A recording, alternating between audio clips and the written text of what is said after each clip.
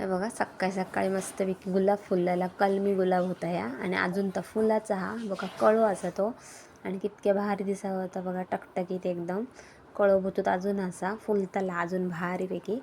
आणि इकडे मग मी बनव होते भाजी मस्तपैकी भाजी होती बनवची मटर आणि बटाट्याची. कारण की माझं झिल ह्याचा खाना नाही बकऱ्याचा मटण आणि भाई अडे बनवतो बिर्याणी मस्तपैकी.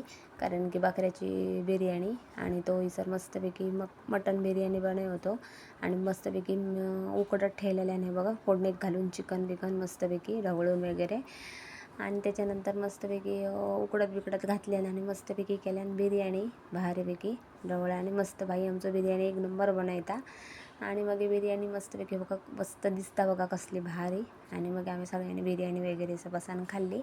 आणि हे बघा माझ्यावर पण बसलेला ही सर बिर्याणी खाऊ आणि कसं बसलेला बघा भारीपैकी. आणि सध्या आता पाऊस लागता म्हणून आंब्याचं रेट जरा उतारलं त्याच्यामुळे भरपूर असे आंबे आणलेले. आता हे शेवटचे आंबे आपले खाऊन घेतो मग आता एवढ्यात काय नाही.